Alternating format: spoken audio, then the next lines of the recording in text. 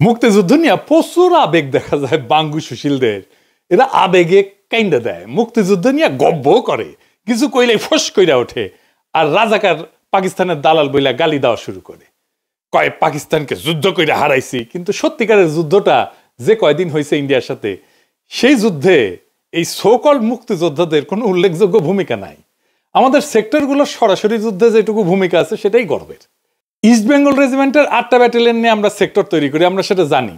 যখন Indian army move করলো বাংলাদেশের দিকে, তখন ইন্ডিয়ার 3টা ডিভিশনের সাথে আমাদের এই 8টা ব্যাটালিয়ন দিয়ে তৈরি যে সেক্টরগুলো, এগুলো ভাগযোগ করে দেওয়া হয়েছিল। কেউ মন খারাপ করেন না, সত্যিকার অর্থে আপনি যেটাকে মিলিটারি অপারেশন বা যুদ্ধ বলেন, সেখানে ফজা পাগলার মতো যারা বাংলাদেশে মুক্তিযুদ্ধ নিয়ে গব্ব করে, তাদের কন্ট্রিবিউশন ছিল প্রায় শূন্য। আমার কথা বিশ্বাস করার দরকার নাই। জেনারেল জ্যাকব মুক্তিবাহিনী নিয়ে তার বইয়ে কি লিখছে, জেনারেল জ্যাকবকে চেনেন তো, উনি পাক বাহিনীকে স্যারেন্ডার করাইছিলেন। স্যারেন্ডারের যে ছবিটা দেখেন, ওইটার মধ্যে দেখেন জেনারেল জ্যাকব প্রথম ইন্ডিয়ান জেনারেল যিনি ঢাকায় ঢুকছিলেন। উনি লিখছেন ওনার বইয়ে, মুক্তিবাহিনীর সদস্যদের অস্ত্র আর গোলাবারুদের সাথে পরিচিতি ছিল না। এটা আমরা দেখবো যে আসলে যে পরিচিতি ছিল না, তারা যে গপ্প করছে, সেই গপ্পগুলো যে ভুয়া, ওইটা দিয়েও প্রমাণ হয়।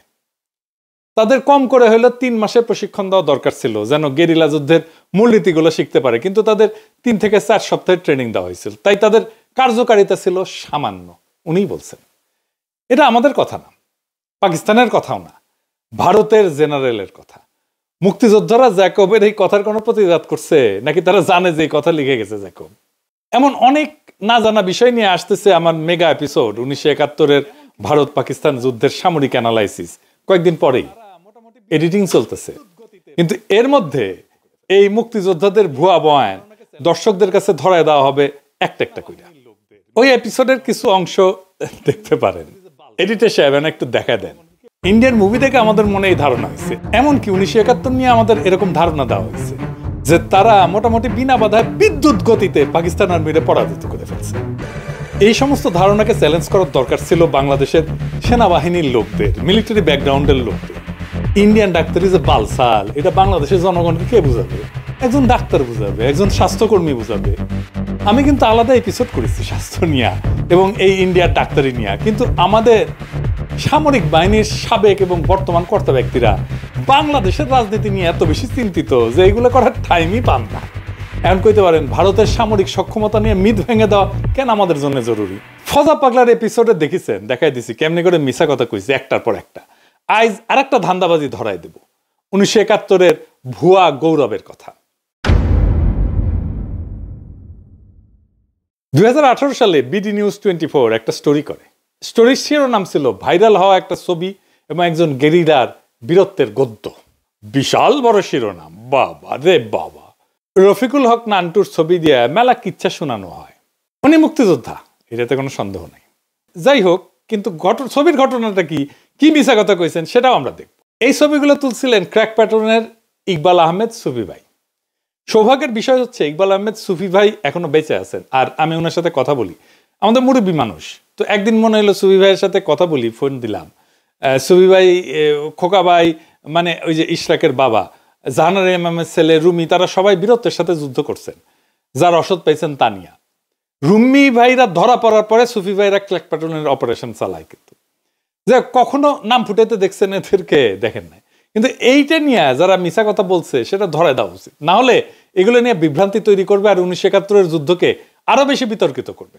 ক্র্যাক প্যাটার্ন যে খুব বেশি সাফল্য দেখাইতে পারছে ঢাকায় গেরিলা অপারেশনে, সেটা আমি বলবো না, কিন্তু ওনারা ওনাদের সাধ্যমতো চেষ্টা করছেন। রুমি ভাই তো জীবনে দিয়ে দিচ্ছেন। এইটা সুফি ভাইয়ের ছবি, আর এই যে পরের ছবিটা, মাথায় হ্যাট পরা, বগলের তলে একটা রাইফেল, উনি সুফি ভাইয়ের আব্বা সুফি পিয়ার উদ্দিন আহমেদ। এই পিয়ার উদ্দিন আহমেদ সাহেবের কাছ থেকে এই সরাদি বডিগার্ড পার্টির জন্য প্রায় টাকা পয়সা নিতেন আর কি। যাই হোক, আমরা এই রফিকুল হক নান্টুর বয়ান থেকেই দেখি যে উনি কি মিছা কথা বলছেন। আসেন আল্লাহর নামে শুরু করি। আমাদের ট্রেনিং হচ্ছে ওখানে 21 দিনের ট্রেনিং। আচ্ছা, প্রথম আমাদের ট্রেনিং হলো শ্রীনগর খোলা যায়, কীভাবে ওটাকে ডিসমেন্টেন করা যায়, জি, আবার কীভাবে এটাকে আবার ফিক্স করা যায়, জি, লোড কীভাবে হয়, হ্যাঁ, কীভাবে ফায়ার করতে হয়। এরপরেটা হলো আমাদের grenade, 36 hand grenade, mark 3 Banerjee, না মার্ক 3 মার্ক 4 ব্যানার্জি। আমাদের সাহস বাড়াবার জন্য আমাদের ক্যাম্পের থেকে দূরে নিয়ে দিত, সেখানে তাদেরকে। রফিকুল হক নান্টু নিজেই বলেছেন যে তিনি 21 দিন ট্রেনিং পেয়েছেন। কথা সত্য, আমরা জেনারেল জ্যাকবের কথা জানতে পারছি। এটা তো কিসের ট্রেনিং পেয়েছেন উনি নিজেই বলতেছেন। 3টা জিনিস করার ট্রেনিং পেয়েছেন। 303 রাইফেল চালানো, এডিটর সাহেব 303 রাইফেলটা একটু দেখে দেন।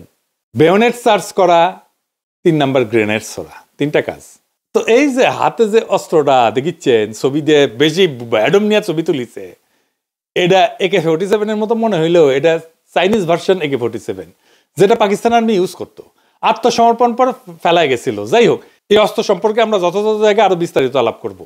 303 ট্রেনিং দিয়া AK-47 হাতে ধরাই দিছে। আর অস্ত্রটা যে আসলে চাইনিজ টেনগান না, এটাও রফিকুল হক নান্টু জানে না।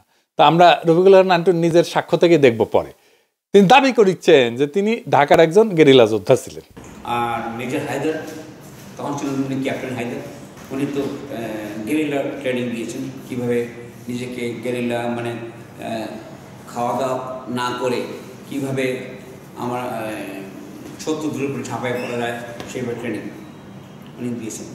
এইবার আমার প্রশ্ন, ঢাকার গেরিলা কি এই অস্ত্র ইউজ করি? তো হ্যাঁ, চাইনিজ AK-47 এর কপিটা করতো না।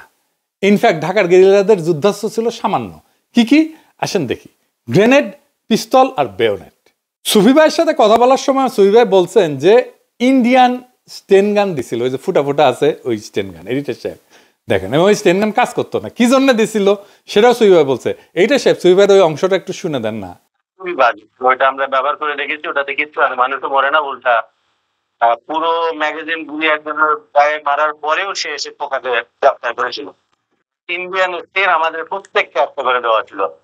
ভিতরে আমরা কয়েকজন পেয়েছিলাম টিপিআর এর ব্যবহার করা ছোট্ট চেন গান, ওগুলো ব্রিটিশ আমলের পুরানো চেন গান, অল্প কিছু, কিন্তু মোস্টলি ইন্ডিয়ান।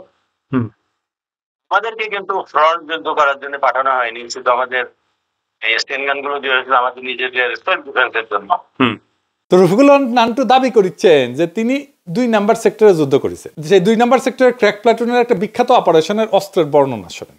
গেরিলাদের দেওয়া হয়েছিল মাত্র 12টা কালচে বাদামি রঙের পাইনঅ্যাপেল টাইপ হ্যান্ড গ্রেনেড আর একটা করে বেয়োনেট। 160 রুপি তৎকালীন পাকিস্তানি মুদ্রা। এটা নিয়ে সীমান্ত অতিক্রম করে তারা সবাই ঢাকায় পৌঁছেছিলেন 3রা জুন। আমরা আর একটা ছবি সংগ্রহ করছি ক্র্যাক প্লাটুনের অস্ত্র জমা দিতে যাওয়ার আগের মুহূর্তের ছবি।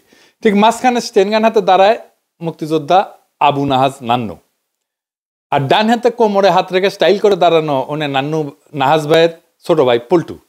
ছবিতে দেখা যাচ্ছে কেবল 303 আর স্টেনগানই, কোনো তথাকথিত চাইনিজ স্টেনগান নাই। রফিকুল হক নান্টু এই ছবি নিয়ে কি বলছে দেখেন। এই ছবিটার হিস্ট্রি জানতে চাই, মানে আপনি আসলে কি চালাতেন? আমাদের তো স্টেনগান যে দেখছেন, যেটা এটা একটু যদি আমাদেরকে দেখাতেন। এটা বললাম না, যেদিনকে আমরা অপারেশন করলাম, যেদিনকে আমি এটা আমরা যে বাসাটা, এটা পিলখানার কাছে। আচ্ছা, পিলখানার কাছে। তো যেখানে পিলখানা দেখা যায়, এখান থেকে পিলখানা খোলা দেখা যায়। তো এটা একটা অবজারভেশন পোস্ট, ওপি বলে, যেটা একটু উপরে ধরা যাবে। হ্যাঁ,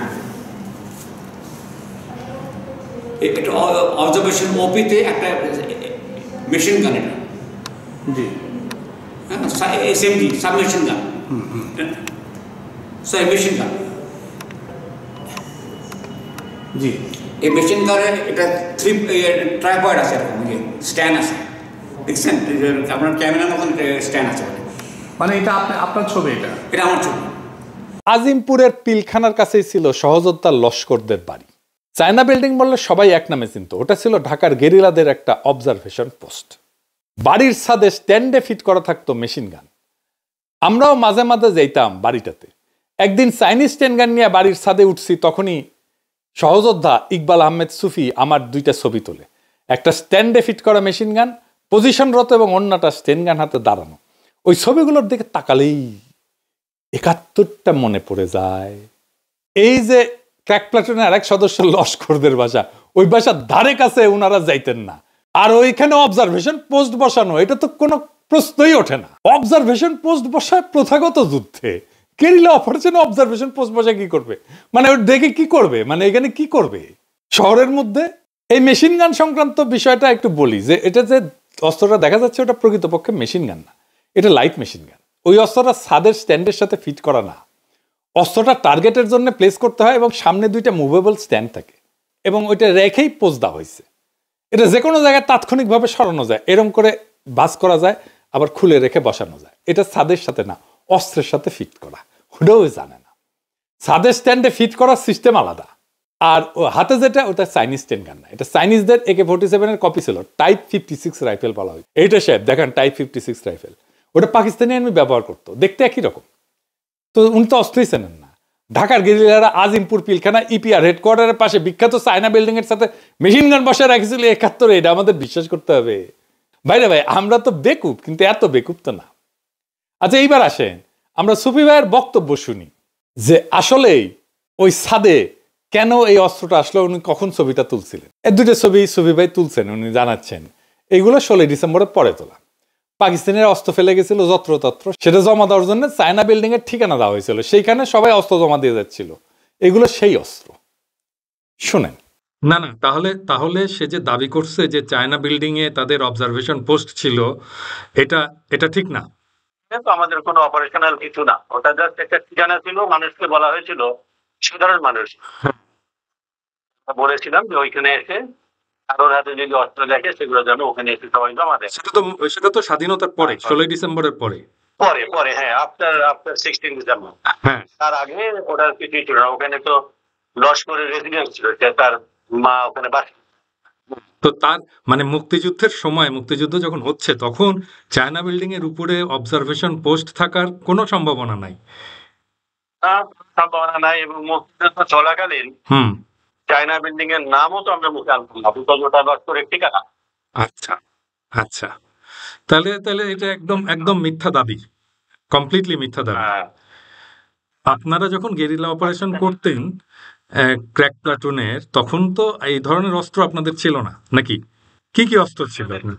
আমাদের প্রত্যেককে ছোট ইন্ডিয়ান স্টেন গান।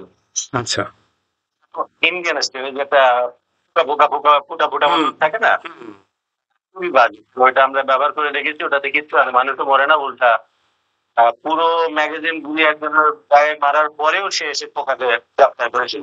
সে ক্র্যাক প্লাটুনের ছিল, সুফি ভাইয়ের মতে সে 2টা অপারেশনের অংশ নিয়েছিল, শোনেন তার মুখেই। আর আর আপনি মনে করতে পারেন যে নান্টু সাহেব 2টা অপারেশনে আপনাদের সাথে ছিল, একটা ইলেকশন কমিশনে আর একটা আর একটা হচ্ছে প্রিন্ট অ্যান্ড পাবলিকেশনে। এই 2টা অপারেশনে আপনি মনে করতে পারেন। ওর বড় ভাই ওখানে। আচ্ছা, তো আলগা ফাপড় নেওয়ার কি দরকার ছিল? এইবার আসেন তার বিল্ডিং উড়ায় দেওয়ার দাবি নিয়ে। সাবাবাজি করতে করতে গাঞ্জার নৌকা পাহাড়ে তুলে দিছে। সে বলতেছে 10 থেকে 12 পাউন্ড এক্সপ্লোসিভ ব্যবহার করতো, আর দাবি করে ওইটুকুন দিয়ে নাকি পুরো বিল্ডিং উড়ে যেত। হ্যাঁ, তো 10 থেকে 12 পাউন্ড এক্সপ্লোসিভ দিয়ে বিল্ডিং এর কাজ ভাঙবে বড় জোর। এই যে দেখেন, এটা জেরুজালেমের কিং ডেভিড হোটেল, ব্রিটিশ ম্যান্ডেটের হেডকোয়ার্টার ছিল। 1946 সালে ইসরায়েলি ইরগুনের বেগিন এখানে এক্সপ্লোসিভ দিয়ে বিল্ডিং এ হামলা করে। বিখ্যাত একটা ঘটনা কিন্তু, হামলার পর ভবনের একাংশ এইভাবে ধ্বংস হয়ে যায়। এই হামলাতে ইরগুন কতটুকু এক্সপ্লোসিভ ব্যবহার করছিল জানেন? শুনবেন, 350 কেজি, মানে 770 পাউন্ড। সেটাও বেসমেন্টে গিয়া স্ট্র্যাটেজিক্যালি বিভিন্ন ভালনারেবল পয়েন্টে সেট করা হয়েছিল।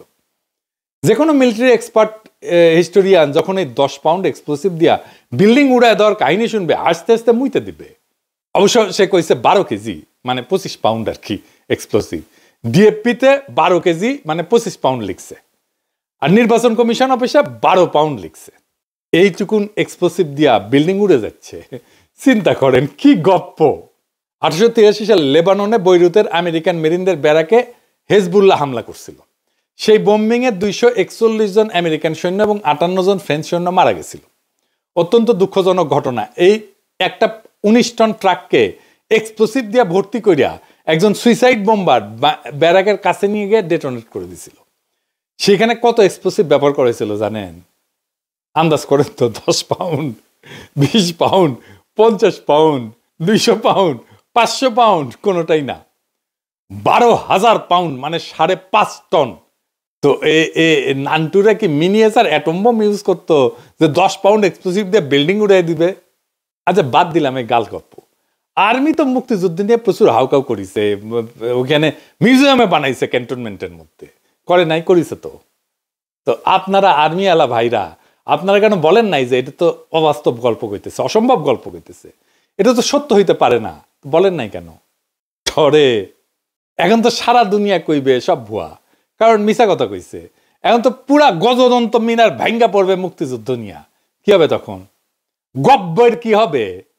মুক্তিযুদ্ধের অপমান কইয়া সিক্কুর দিছে এতদিন 55 বছর, এগুলো তো সকাল সন্ধ্যা থাপড়ানো দরকার ছিল। একটা গৌরবের ইতিহাসকে নিজের শুধুমাত্র নিজের স্বার্থপর আকাঙ্ক্ষার জন্য পুরো প্রশ্নের মুখে দাঁড় করে দেওয়া হয়েছে। গোদের উপরে বিষ ফেরার মতো ফ্যাসিস্ট হাসিনা মুক্তিযুদ্ধের নাম ভাঙায় ফ্যাসিবাদী শাসন চালানোর জন্য মুক্তিযুদ্ধের পুরো গোয়ামারা সারা হয়ে গেছে। আমাদের 1971-এর নতুন ইতিহাস আর বয়ান লিখতে হবে। আমাদের পূর্বপুরুষদের রক্ত অশ্রু কান্না তো লুকায় আছে এটার মধ্যে। আমরা সত্যের অধিকতর নিকটবর্তী ইতিহাসের বয়ান তৈরি করব। আর হ্যাঁ, সেইখানে আওয়ামী আর বামেদের বয়ানের ছিটে ফোটাও থাকবে না। আমরা সেই দিনের অপেক্ষায় থাকলাম।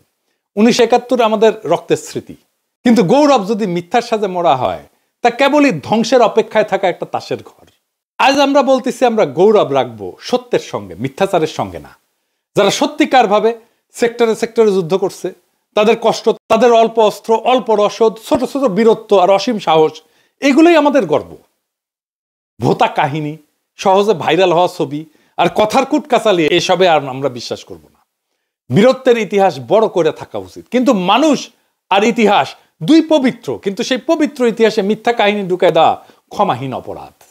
যে ছবি, যে গল্প আমাদের মুক্তিযুদ্ধের ইতিহাসকে বিভ্রান্ত করছে, তাদেরকে আমরা প্রশ্ন করব, যাচাই করব এবং যদি প্রমাণ মেলে প্রকাশ করব। কারণ স্বাধীনতা এবং ন্যায় শুধুমাত্র আবেগ না, সত্যের উপরে ভিত্তি করে টিকে থাকে। এই কাজ কোনো ব্যক্তির আক্রমণের জন্য না, এটা আমাদের জাতীয় স্মৃতিকে রক্ষা করার সংগ্রাম। যারা আসলেই রক্ত দিছিল, যারা সীমিত অস্ত্রে শহর গ্রাম জুড়ে লড়ছিল যেভাবে পারে, যতটুকু পারে, তাদের প্রামাণ্য কথা ছাড়া কোনো কৃতিত্ব মানা হবে না। আর যারা রাজনীতি করে মুক্তিযুদ্ধকে নিজের স্বার্থে বেঁচে থাকার মাধ্যম বানাইছে, তাদের ইতিহাস আমাদের কাছে অগ্রাহ্য হবে। আমরা নতুন ইতিহাস লিখব সত্যের নীতি অবলম্বনে, প্রমাণ ভিত্তিক, ঘনিষ্ঠ সাক্ষ্য এবং সামরিক বিশ্লেষণের সঙ্গে।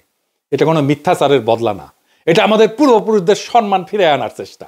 আমরা মিথ্যার ভেলায় ভাসতে দেব না তাদের আত্মত্যাগকে। শেষে আমি আপনাদেরকে বলি, চোখ খোলা রাখেন, প্রশ্ন তোলেন, গৌরবকে যাচাই করেন। অতীতের সেই রক্তও আমাদের, আমরা সেটা আড়াল করব না। আমরা শুদ্ধ করে ভবিষ্যৎকে দেব। সত্যের জয় হোক। ইনকিলাব জিন্দাবাদ।